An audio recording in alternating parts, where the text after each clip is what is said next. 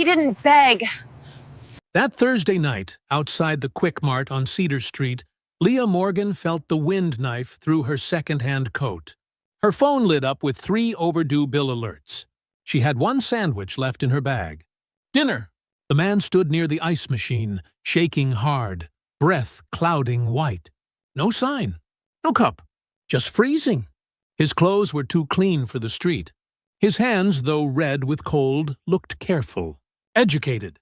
Leah walked past once, turned back. She handed him the sandwich and her unopened coffee. He met her eyes. Something flickered there. Recognition? Fear? The next morning, a black limo pulled up to her apartment. A driver stepped out.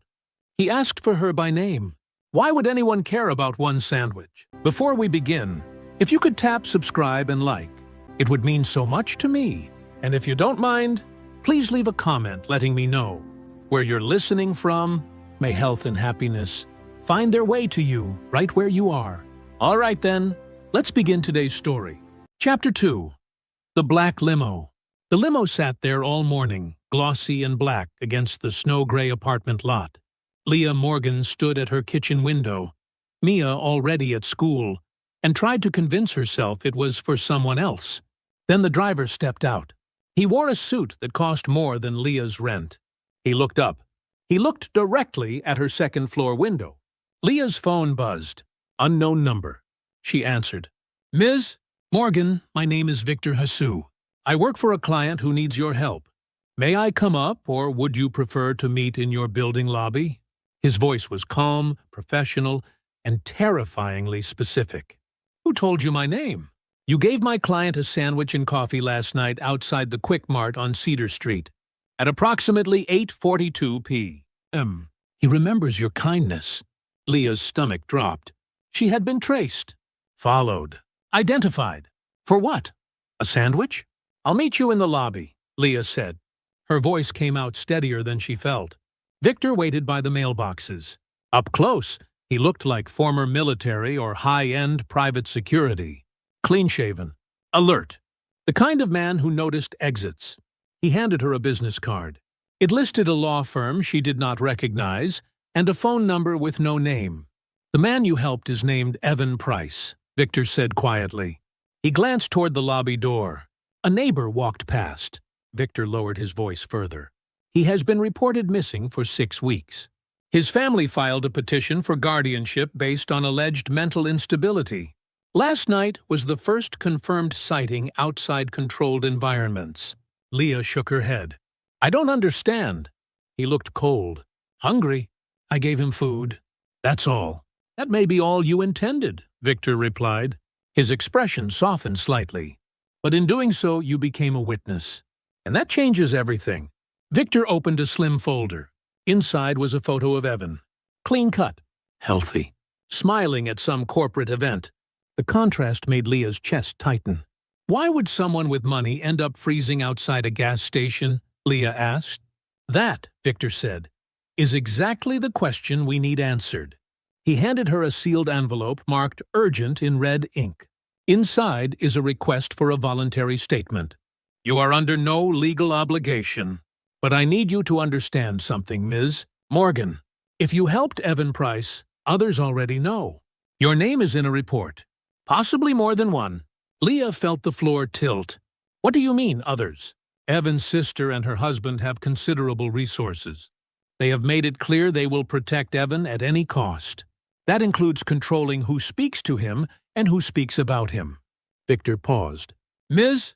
Morgan, I am asking you to consider giving a statement. Not today, not under pressure, but soon, because silence will not protect you. It will only make you easier to discredit. Leah looked down at the envelope. Her hands were shaking. I need to think. Of course, Victor said. He handed her a second card.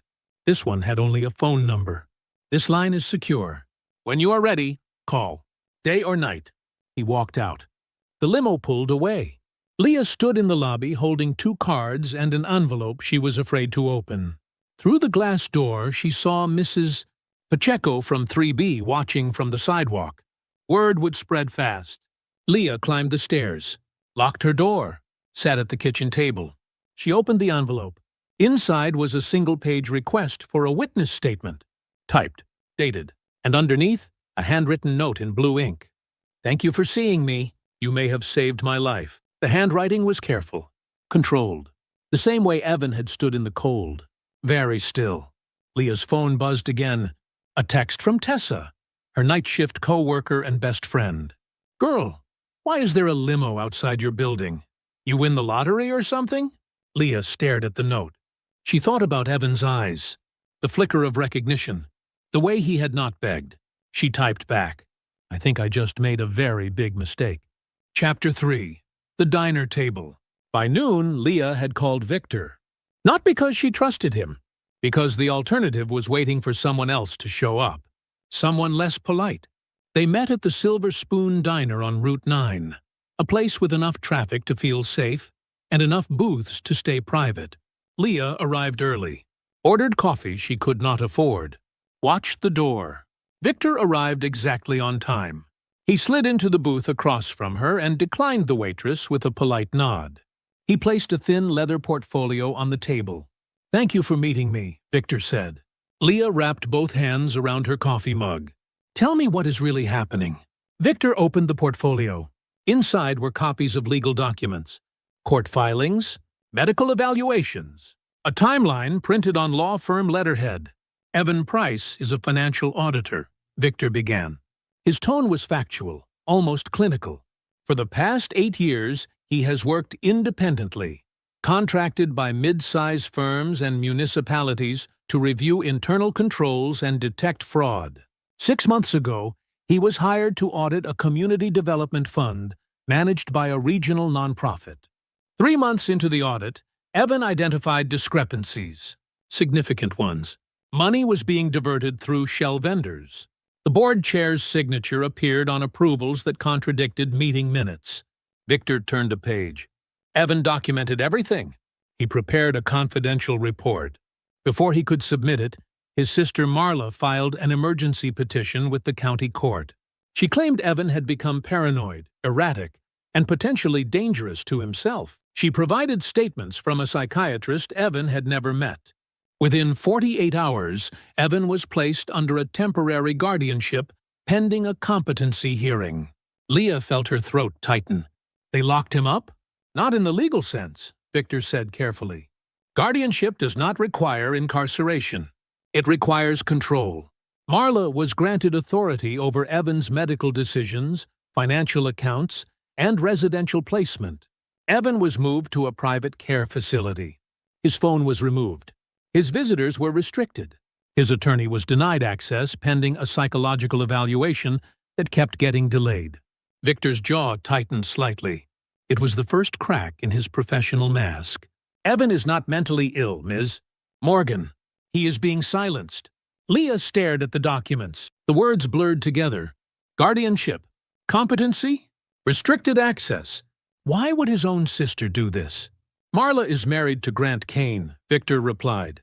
Grant is a consultant for several firms that contract with the same nonprofit Evan was auditing. If Evan's report became public, Grant's network would collapse. Careers, contracts, possibly criminal charges. Victor leaned forward slightly. Evan escaped 3 days ago. He walked out during a shift change. No money, no ID, no phone. He has been moving on foot, avoiding cameras, staying out of sight. Last night, he was trying to reach a contact point, a safe house arranged by his original attorney. He did not make it. The cold was too much. He stopped to rest. "And I showed up," Leah said quietly. "And you showed up," Victor confirmed. "You gave him food. You spoke to him. You saw him as a person, not a case file. That matters, Ms. Morgan, because when this goes back to court, the other side will argue Evan is unstable, dangerous, a man who wanders the streets and fabricates conspiracies. But you saw him. You can testify that he was calm, coherent, not a threat." Leah's hands were shaking again. "What if I say no?" Victor's expression softened. "Then you say no. I will not force you. But I need you to understand the stakes. Marla and Grant have already been notified of the sighting. They know someone helped Evan. They will find out it was you. And when they do, They will try to make you irrelevant. A confused bystander. Someone who misunderstood the situation. They are very good at controlling narratives. The waitress refilled Leah's coffee. Victor waited until she walked away. There is one more thing you should know, Victor said. He pulled out a second photo. It showed Evan in the convenience store parking lot. Blurry. Taken from a distance. Time-stamped. Security footage? Leah asked. Dashcam, Victor replied. From a vehicle parked across the street. The driver works for Grant Kane. Leah felt the room spin. They were watching him. They were watching him, Victor confirmed. Which means they were watching you. Leah closed her eyes. She thought about Mia. School pickup. Their apartment. The thin lock on the door. What do I do? Victor placed a single sheet of paper on the table. A witness statement form, blank except for a case number. You think about it, Victor said. You talk to someone you trust. And when you are ready, you call me. But Ms. Morgan, do not wait too long. The hearing is scheduled for Monday. 4 days from now. He stood. Left cash on the table for Leah's coffee. Walked out. Leah sat alone in the booth, staring at the blank form. Outside the window, the snow had started again. She thought about the freezing man, the careful hands, the flicker in his eyes. She thought about the dash cam. Someone had been watching. Someone was still watching. Chapter 4. The visitors. Leah made it through her shift at the hospital billing office on autopilot. Coding. Calls. Insurance denials that made no sense. Her manager, Joan, kept glancing at her. Leah kept her head down. At 3:15, Joan called her into the back office. Leah, I need to ask you something, Joan said. Her tone was careful. Did you have any trouble this week? Any incidents outside of work? Leah's chest tightened. Why? Joan sighed. We got a call this morning. Anonymous. Someone claimed you were involved in a situation that could reflect poorly on the hospital. They did not give details, but they mentioned your name specifically. Leah felt the walls close in. I did not do anything wrong. I believe you, Joan said quickly. But I need you to understand something. This office handles patient billing, private information. Reputation matters. If there is any drama, any legal trouble, I have to report it upstairs. And upstairs does not like drama. Leah nodded. She could not speak. Joan softened. Just keep your head down, okay? Whatever this is, handle it quietly. Leah left work early. She picked up Mia from school. Mia chattered about a science project. Leah barely heard her. They walked into the apartment building lobby. 2 people were waiting. A woman in a camel-colored coat and a man in a dark suit. The woman smiled. It did not reach her eyes. Leah Morgan? The woman said. Her voice was smooth, polished. The kind of voice that owned rooms. Leah pulled Mia closer. Who are you? My name is Marla Price Kane, the woman said. She gestured to the man beside her. This is my husband, Grant. We are Evan's family. We have been very worried about him. Marla's smile stayed in place. She glanced at Mia. Is this your daughter? She is beautiful. Leah's blood turned cold. What do you want? Grant stepped forward. His voice was calm, reasonable. The voice of someone used to being obeyed. We understand you encountered Evan last night. We want to thank you for your kindness. Evan has been unwell, confused. We have been searching for him. We were told you may have information about where he went. Leah shook her head. I do not know where he is. Of course, Marla said. Her tone was understanding. Condescending. It must have been frightening. A stranger approaching you in the dark. We just want to make sure Evan gets the help he needs. If you remember anything, even a small detail, it could make all the difference. Grant handed Leah a business card. Expensive stock. Embossed lettering. We are staying at the Courtyard Inn through the weekend, Grant said. If you think of anything, please call. Day or night. He paused. We would also like to make sure you are not inconvenienced by this situation. Legal matters can be stressful. If you need any assistance, financial or otherwise, we are happy to help. The offer hung in the air. Polite. Threatening. Leah took the card. Her hand did not shake this time. I will keep that in mind. Marla's smile widened. You are a good mother, Leah. I can see that. You want what is best for your daughter. We all do. They left. The lobby door closed behind them. Leah stood frozen. Mia tugged her hand. "Mommy, who were those people?" Leah knelt down. She forced a smile. "Just some people looking for someone." "It is okay." But it was not okay. That night, after Mia went to bed, Leah walked out to her car. She needed to grab Mia's library book from the back seat. She opened the door. The interior light flickered on. The glove box was open. Leah never left it open. She kept registration and insurance cards inside. She checked. Everything was still there. But the compartment was open. Someone had been inside her car. Leah locked the doors. Checked the back seat. Nothing. She walked back to the apartment. Her hands shook as she turned the deadbolt. She texted Tessa. "Can you come over tomorrow? I need to talk." Tessa replied immediately. "Already planning on it. Saw the suit people in the lobby." "You okay?" Leah stared at her phone. No. She sat on the couch. The business card from Grant Kane lay on the coffee table. She thought about the offer. Financial assistance, help with legal stress. It was a bribe. And a warning. Leah picked up her phone. She opened the second card. The one from Victor. The secure line. She typed a message. "They came to my building. They know where I live. They know about Mia. What do I do?" The response came in less than a minute. "Do not engage them alone. Do not accept anything from them. I am arranging protection. Stay inside tonight. Lock your doors. I will call you in the morning." Leah checked the locks again. She pushed a chair against the front door. She sat in the dark living room, watching the parking lot through the window. A car sat 3 spaces down. Engine off. Headlights dark. Someone was still watching. Chapter 5. The video.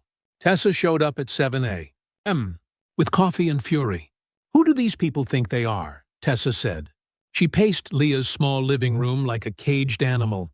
"Coming to your building. Mentioning Mia. That is intimidation. That is textbook harassment." Leah sat on the couch, exhausted. She had not slept. Mia was still in bed. The morning light felt too bright. "They were polite," Leah said quietly. "That is the problem. They did not threaten me. They offered help." "Which is worse," Tessa snapped. "Because now, if you say anything, they will twist it. They will say you made it up for attention or money." Leah's phone buzzed. A notification. Then another. Then 5 more in rapid succession. Tessa grabbed the phone. Her face went pale. Oh no. She turned the screen toward Leah. A video. Blurry. Shot from a distance. The Quickmart parking lot. The timestamp read Thursday, 8:41 p.m. The video showed Leah handing something to a man. The man took it. They stood together for maybe 10 seconds. Then Leah walked away.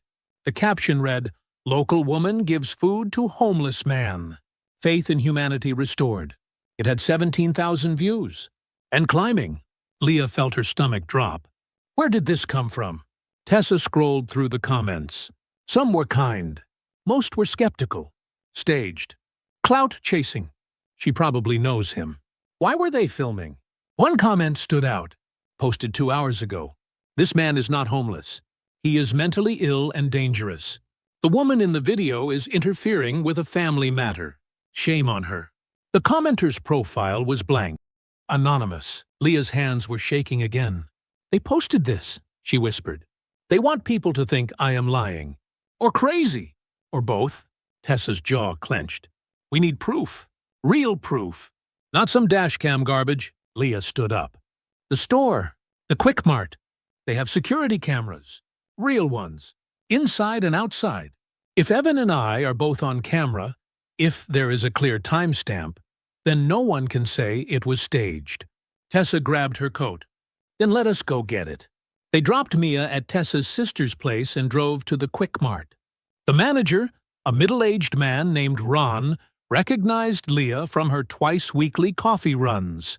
I need a favor, Leah said. She explained the situation carefully. No details about guardianship or lawsuits, just the basics. A video had surfaced. She needed the original footage to clear things up. Ron frowned. I cannot just hand over security footage.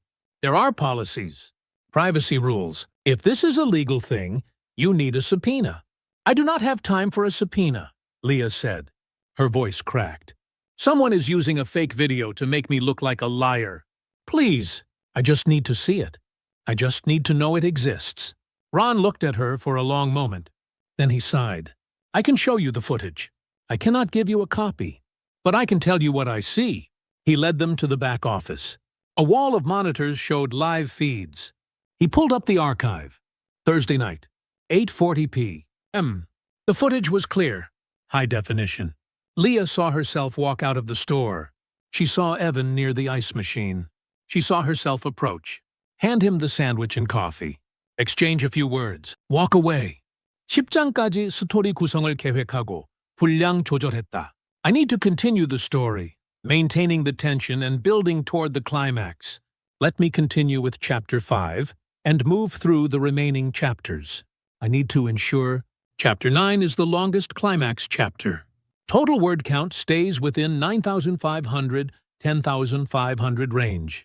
Each chapter has appropriate hooks and pacing. Chapter 10 has the required ending elements. Let me continue Chapter 5 and then move through Chapters 6 to 10. Evan's face was visible. Calm. Alert. Not erratic. Not dangerous. That is good footage, Ron said. Time-stamped. Clear angles. If you need it for court or something, get a lawyer to request it properly. I will make sure it is saved. Leah felt tears sting her eyes. Thank you. Ron nodded. For what it is worth, I was here that night. I saw you leave. You looked tired. Stressed. Not like someone staging a publicity stunt. On the drive back, Tessa was quiet. Then she said, Leah, this is bigger than a video. These people have money. Lawyers. They are not going to stop because you have good footage. Leah stared out the window. I know. So what are you going to do? Leah thought about Evan's note, the careful handwriting, the words that had stayed with her. You may have saved my life. She pulled out her phone. She called Victor. I will give a statement, Leah said. But I need two things. I need to know Mia is safe. And I need to understand what Evan was actually investigating. Because if I am going to put my daughter at risk, I need to know it is for something real. Victor's voice was steady. I will arrange both. Can you meet me tomorrow morning? 9 a.m. Same diner. I will be there. Leah hung up. Tessa reached over and squeezed her hand. You are braver than you think, Tessa said. Leah did not feel brave. She felt terrified. But she also felt something else. A flicker of the same thing she had seen in Evan's eyes. Defiance. Chapter 6. The note in her bag. The diner was busier on Saturday morning. Families. Retirees reading newspapers. Victor sat in the same booth. He was not alone. A woman in her 60s sat across from him. Gray hair pulled back. Kind eyes. A leather briefcase on the seat beside her. Ms. Morgan, this is Patricia Leland, Victor said. She is Evan's attorney. She has been trying to reach him for 6 weeks. Patricia stood and shook Leah's hand. Her grip was firm. Thank you for coming, Patricia said. And thank you for helping Evan. I know this has turned your life upside down. They sat. Patricia opened her briefcase and pulled out a file. I want to be very clear about what you are walking into, Patricia said. Evan is my client. He hired me 2 years ago to handle estate planning. When the guardianship petition was filed, I tried to represent him. I was blocked. Marla's attorney argued that Evan lacked capacity to choose his own counsel. The judge allowed a temporary restriction pending the competency hearing. Patricia's voice was calm but angry. It is a legal maneuver, a way to isolate someone. If Evan cannot speak to his own attorney, he cannot defend himself. Leah felt sick. How is that legal? It is not supposed to be, Patricia replied. But guardianship cases move fast. Judges rely on medical evaluations. If a psychiatrist says someone is a danger to themselves, the court acts first and asks questions later. By the time anyone realizes something is wrong, the person is already under control. Patricia slid a document across the table. It was a copy of the psychiatric evaluation submitted by Marla's attorney. Leah scanned it. The language was clinical. Detached. Subject exhibits paranoid ideation. Refuses to cooperate with family. Demonstrates erratic behavior and financial irresponsibility. Recommends immediate intervention. Evan was never evaluated by this doctor, Patricia said flatly. The report is based on statements from Marla and Grant. Hearsay. But it was enough to get the temporary guardianship. Leah pushed the paper back. What was Evan investigating? Victor said it was a non-profit. Patricia glanced at Victor. He nodded. The Riverside Community Fund, Patricia said. It was established 10 years ago to manage state and federal grants for housing development, small business loans, and senior services. Evan was hired to audit their financials after a routine review flagged inconsistencies. What he found was a carefully constructed fraud. Money was being diverted through fake vendors, invoices for work that was never done, properties that were purchased, flipped, and sold at inflated prices to shell companies owned by board members. Patricia pulled out a spreadsheet. Rows of numbers, highlighted discrepancies. Evan documented $2.3 million in missing funds over 3 years. The board chair's signature appeared on every approval. That board chair is a man named Thomas Ridley. He also happens to be Grant Kane's business partner. Leah stared at the spreadsheet. So Grant knew. Grant orchestrated it, Patricia said. Evan's audit would have triggered a state investigation. Criminal charges. The entire network would have collapsed. So they made Evan disappear. Legally. Leah's head was spinning. Why would they let him escape? Why not just keep him locked up? Victor leaned forward. Because holding someone indefinitely is hard to justify. The competency hearing was scheduled. Evan would have been evaluated by an independent psychiatrist. If that doctor found Evan competent, the guardianship would collapse. They needed Evan to stay missing, to look unstable, to prove Marla's case. Patricia nodded. If Evan is found wandering the streets, confused, unable to care for himself, it supports the narrative. But if Evan is found calm, coherent, and credible, it destroys everything. Leah felt her throat tighten. And I am the one who saw him calm and coherent. Exactly, Patricia said. Leah's phone buzzed. A text from an unknown number. You are making a mistake. Think about your daughter. Leah's hands went numb. She showed the screen to Victor. His expression darkened. Block that number, he said. Do not respond. Leah blocked it. Her hands were shaking. How did they get my number? Your ex, Victor said quietly. Ben Carter. He has been in contact with Grant Kane. Leah's world tilted. What? Victor pulled out another photo. Ben, sitting in a hotel lobby, talking to Grant Kane. The photo was dated yesterday. We have been monitoring Grant's movements, Victor said. Ben approached him 2 days ago. We do not know what they discussed. But Ben left with an envelope. Leah felt betrayed and stupid in equal measure. Ben is broke, she said quietly. He owes money everywhere. He would sell anything for a fast payout. Patricia's voice was gentle. I am sorry, Leah. Leah stood. She needed air. She walked to the diner bathroom, locked the door, stared at herself in the mirror. She thought about Mia. School. Safety. The apartment with its cheap lock. She thought about Evan. Freezing. Alone. Erased by paperwork. She thought about the text. The threat. She splashed water on her face, dried her hands, walked back to the booth. I will testify, Leah said. But I need something first. She reached into her bag, the same bag she had carried Thursday night. She pulled out her wallet, a receipt, her keys, and then she saw it, a folded piece of paper, tucked into the side pocket. She had not put it there. She unfolded it. The handwriting was careful, controlled. Leah Morgan. Your father worked with me in 2019. He was kind. He believed people deserved the truth. I remember him. I remember his daughter's name. I am sorry to bring you into this, but I had nowhere else to go. Thank you for seeing me, Evan. Leah's breath caught. Her father, William Morgan. He had died 4 years ago. Heart attack. He had worked in municipal finance. Budget analysis. Boring, honest work. She looked up at Patricia. My father knew Evan. Patricia nodded slowly. Your father was part of a task force that reviewed county contracts in 2019. Evan provided independent analysis. They worked together for 3 months. Your father was one of the few people who took Evan's concerns seriously. Leah felt tears burn her eyes. Evan knew my name because of my father. Yes, Patricia said.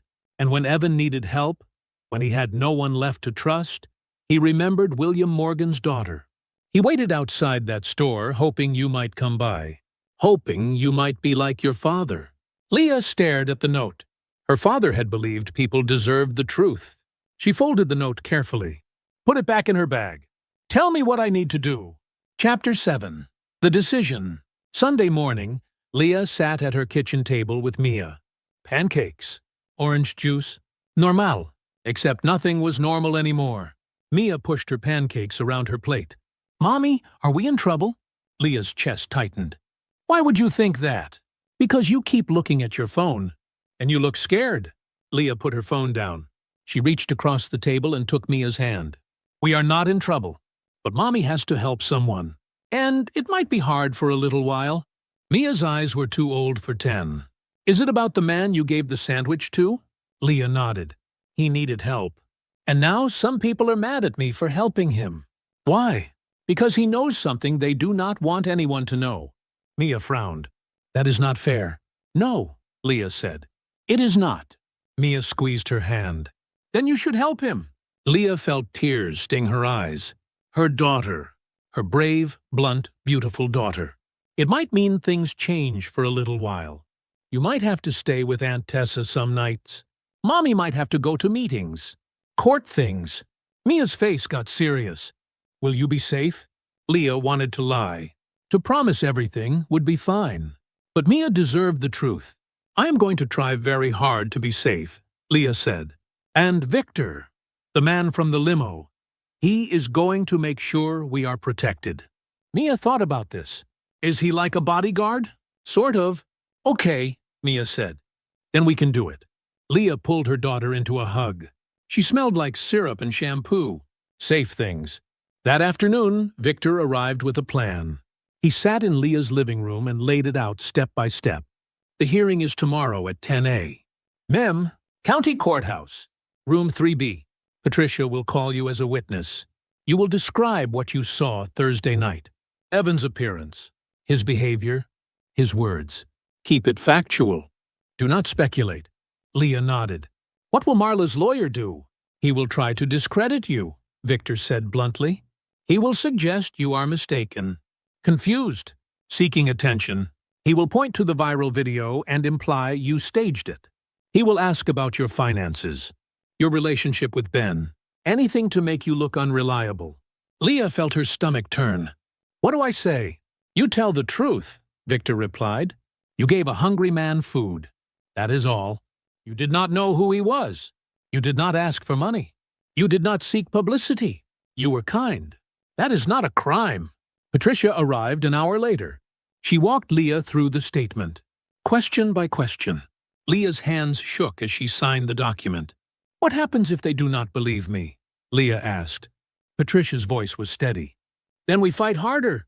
But Leah, you are not alone in this. There is other evidence, bank records, emails, Evan's original audit. Your testimony is one piece, an important piece, but not the only piece. Leah nodded. She did not feel reassured. That night, Tessa came over. She brought takeout and a sleeping bag. I am staying tonight, Tessa announced, and I am driving you to the courthouse tomorrow. Non-negotiable. Leah did not argue. They ate in silence. Mia went to bed early. Tessa set up camp on the couch. You know, Tessa said quietly, I have known you for 6 years. I have seen you handle insurance denials, shift cuts, Ben's bullshit, and a dozen other impossible things. You are tougher than you think. Leah stared at her cold noodles. I do not feel tough. I feel terrified. Good, Tessa said. Because if you were not scared, I would think you were crazy. Fear means you understand the stakes, but you are still showing up. That is what tough looks like. Leah's phone buzzed. A text from Victor. Mia's school has been notified. Extra security tomorrow. Ben has been warned to stay away. Your apartment building manager has your photo and instructions. You are not alone. Leah typed back. Thank you. She set her phone down. She looked at Tessa. What if I ruin everything? Then you ruin it trying to do the right thing, Tessa said, which is better than staying quiet and hating yourself forever. Leah thought about her father, about Evan's note, about the freezing man who had not begged. She thought about Mia's question, "Will you be safe?" Leah did not know, but she knew one thing. She was going to try. Chapter 8. The Envelope. Monday morning arrived cold and gray. Leah dressed carefully. Conservative pants, a plain blouse, nothing flashy, nothing that could be used against her. Tessa drove. Mia stayed with Tessa's sister again. The courthouse was a squat brick building with too many steps and not enough parking. Victor met them in the lobby. Patricia was already inside the courtroom preparing. "Stay calm," Victor said. "Answer only what is asked. Do not volunteer extra information. If you do not understand a question, say so." Leah nodded. Her mouth was dry. They walked into the courtroom. It was smaller than Leah expected. Wood paneling, fluorescent lights, a judge's bench. 2 tables for attorneys. Marla and Grant sat on the left. Marla wore a navy suit. Perfect hair, perfect makeup. She looked like someone who belonged in courtrooms. Grant wore an expensive watch and a bored expression. Leah sat in the gallery, Tessa beside her. The hearing began. The judge, a woman in her 50s with reading glasses, reviewed the case file. "This is a continued competency hearing regarding Evan James Price," the judge said. "The petitioner, Marla Price Kane, has requested an extension of temporary guardianship based on continued concerns about Mr. Price's mental state and safety." Marla's attorney stood. His name was Richard Hull. Gray suit, smooth voice. "Your Honor, Mr. Price has been missing for 9 days. He was last seen wandering a commercial area in inadequate clothing during dangerous weather conditions. This behavior supports our position that Mr. Price is unable to care for himself and requires continued protective intervention." Patricia stood. "Your Honor, Ms. Price Kane's characterization is incomplete. Mr. Price was not wandering. He was attempting to reach counsel. He was intercepted, not rescued. And we have a witness who can testify to Mr. Price's mental state and behavior during the time in question." The judge looked up. "Call your witness." Patricia turned.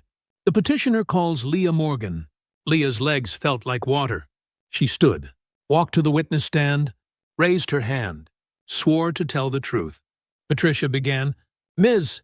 Morgan, can you describe your encounter with Evan Price on Thursday, January 2nd? Leah took a breath. She told the story. The convenience store, the cold, Evan's appearance, his calm demeanor, the sandwich. Patricia asked follow-up questions. Leah answered clearly. "Factually." Then Richard Hull stood. "Ms. Morgan, you claim you did not know Mr. Price before this encounter. Is that correct?" "Yes. And yet a video of this encounter was posted online within 24 hours. Did you post that video?" "No." "Do you know who did?" "No." "Convenient," Hull said. His tone was light, skeptical. "Ms. Morgan, is it true that you are currently experiencing financial difficulties?" Patricia stood. "Objection." "Relevance?" "Your Honor, I am establishing motive," Hull said. "Ms. Morgan's financial stress may have influenced her decision to involve herself in a high-profile case." The judge frowned. "I will allow it. But make your point quickly." Hull turned back to Leah. "Ms. Morgan, have you received any offers of financial assistance in connection with this case?" Leah's heart pounded. "Yes." "From whom?" "From Marla Price Kane and Grant Kane. They came to my apartment. They offered to help with legal costs." Hull blinked. He had not expected that answer. "And did you accept?" "No." "Why not?" "Because it felt like a bribe." The courtroom went very still. Hull recovered quickly. "Ms. Morgan, is it true that your ex-partner, Benjamin Carter, has recently been in contact with Mr. Kane?" Leah's stomach dropped. "I do not know." "You do not know," Hull repeated. "Even though Mr. Carter has been providing information about your schedule, your routines, and your daughter's school?" Patricia shot to her feet. "Objection. Counsel is testifying." "Sustained," the judge said. "Mr. Hull, if you have evidence, present it. Otherwise, move on." Hull smiled. "No further questions." Leah stepped down. Her hands were shaking. She walked back to her seat. Tessa gripped her arm. "You did great," Tessa whispered. Patricia called 2 more witnesses. the Quick Mart manager, a financial analyst who reviewed Evan's audit findings. Then Patricia stood. Your Honor, we would like to submit into evidence a copy of Mr. Price's original audit report and supporting bank records. These documents demonstrate that Mr. Price's concerns were not delusional. They were factual, and they were dangerous to powerful people. Hull stood. Objection. This hearing is about competency, not fraud allegations. The two are connected, Patricia said. Ms. Price-Kane has argued that her brother is paranoid and unstable. These documents prove his concerns were legitimate. That undermines the entire basis for the guardianship. The judge took the file. She read in silence for 5 minutes. Then she looked up. I am ordering an independent psychological evaluation of Mr. Price within 72 hours. Until that evaluation is complete, the temporary guardianship will remain in place, but with modified terms. Ms. Price-Kane, you will provide Mr. Price's location to the court and allow access by independent counsel. If you refuse, I will hold you in contempt. Marla's face went pale. Grant leaned over. Whispered something. Marla nodded. Your Honor, Hull said. Ms. Price-Kane does not currently have direct contact with Mr. Price. He remains missing. The judge's expression hardened. Then I suggest you find him. Quickly. This hearing is continued until Thursday at 10 a.m. Court is adjourned. The gavel came down. Leah felt like she could breathe again. Victor leaned over. You did well, he said quietly. But this is not over. Leah knew. She could feel Marla's eyes on her. Cold. Calculating? Outside the courthouse, Tessa hugged Leah hard. You were amazing, Tessa said. Leah's phone buzzed. A text from Ben. I am sorry. I needed the money. Please do not hate me. Leah stared at the screen. She felt nothing. No anger. No sadness. Just exhaustion. She deleted the message. Another text came in. Unknown number. You made a mistake. We will make sure you regret it. Leah showed Victor. Block it, he said. And stay with Tessa tonight. Do not go home alone. Leah nodded. As they walked to the parking lot, Leah saw a car pull out from the far corner. Dark sedan. Tinted windows. It drove past slowly. Someone was still watching. Chapter 9. The Truth in Room 3B. Thursday morning felt different. The air was sharper.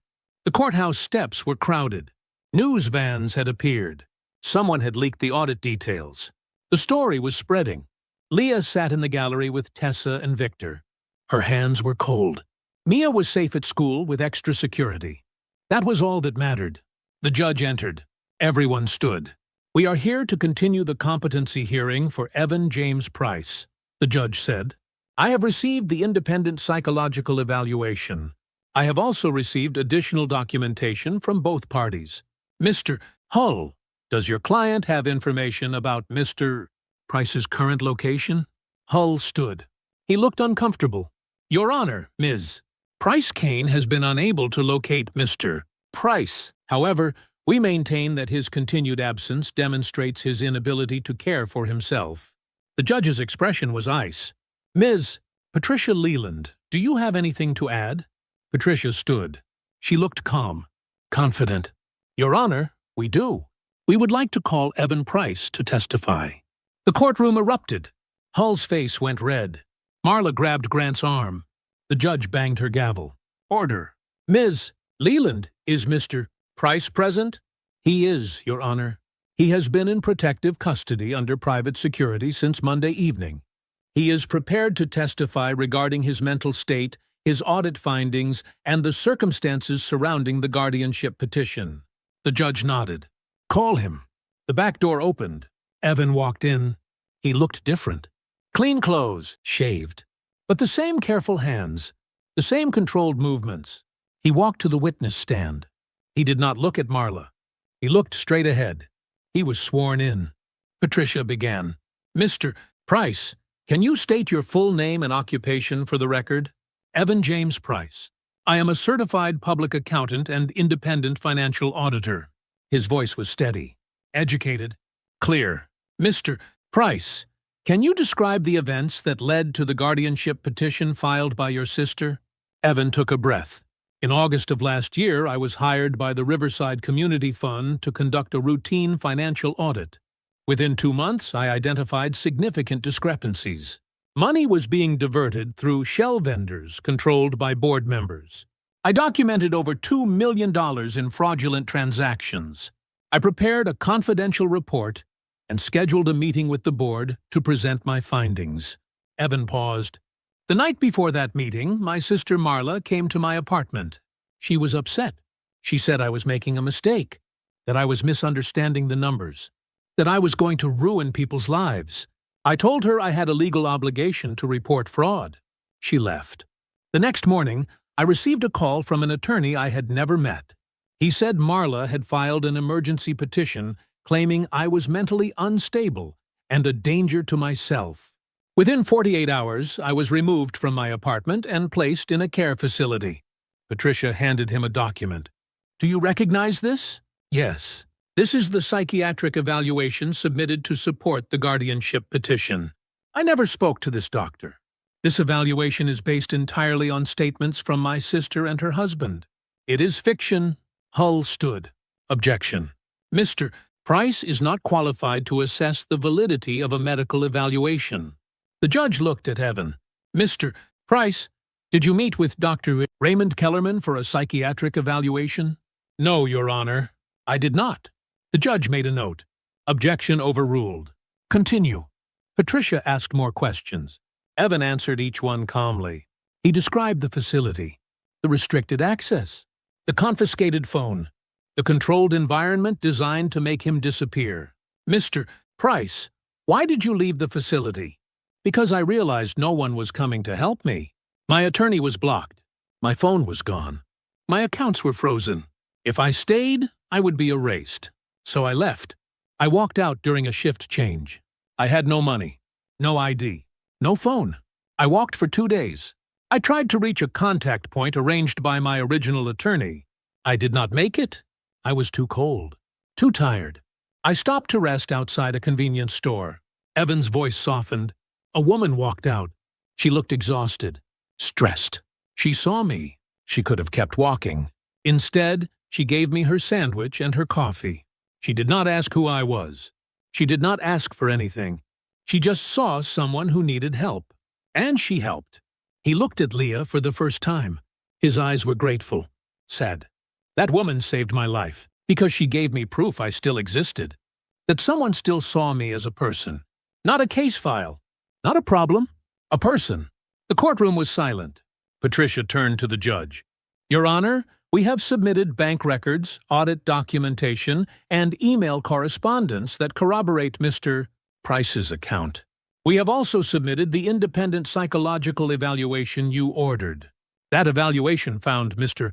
Price to be mentally competent, fully oriented, and capable of managing his own affairs.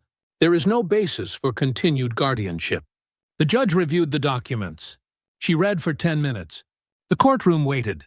Finally, she looked up. "Mr. Hull, does your client wish to respond?" Hull stood. He looked at Marla. She shook her head. "No, Your Honor." The judge closed the file. "I am terminating the guardianship effective immediately. Mr. Price, you are free to manage your own affairs.